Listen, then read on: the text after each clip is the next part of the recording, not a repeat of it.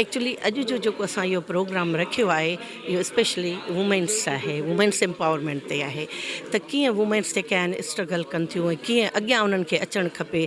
असांजी कोशिशि इहा ई आहे त उन्हनि खे असां जेतिरो अॻियां आणियूं त हू बहितरु थींदो। छो जो वुमेन्स में तमामु घणा इशूज़ आहिनि जेके हू ॻोठनि में वेही करे हू नथा जेके आहिनि रिज़ॉल्व करे सघनि, बिकॉज़ उते उन्हनि खे एतिरी फैसिलिटीज़ न आहिनि त हू पंहिंजो जेको बि कमु कनि या जेको बि उहो कमु कनि उते स्कूलिंग बि न आहे। स्कूलिंग हुजे त उन्हनि जा ॿार एजुकेशन वठनि ऐं अॼुकल्ह जी छोकिरियुनि खे एजुकेशन जी तमामु घणी ज़रूरत आहे त हू अॻियां अचनि, हर उन में हिसो वठी सघनि थियूं।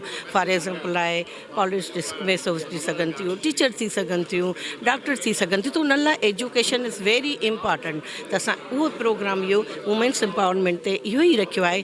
औरतुनि ऐं मर्दनि खे इहे शयूं ॾिसणु खपनि ऐं मर्दनि जो बि उन में हिकिड़ो पार्टिसिपेशन हुजे। जेका औरत सपोर्ट कनि त औरत अॻियां वधे। मैम असांजी जेका बैकवर्ड सोसाइटी आहे उन में असांजी औरत जो इस्तेसाल तमामु घणो थिए थो।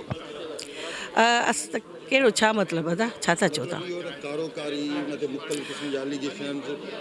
अदा ॾिसो इहो कॉमन थी वियो आहे स्पेशली असांजी सिंध में, पर हाणे यू नेवर नो त हाणे कॾहिं कॾहिं डिपेंड थो करे त हाणे छोकिरनि जो ॾोह आहे या छोकिरियुनि जो ॾोह आहे। ऐं उन ते बि असां लास्ट ईयर कॉन्फ्रेंस कई हुई, शायदि तव्हांखे यादि हुजे।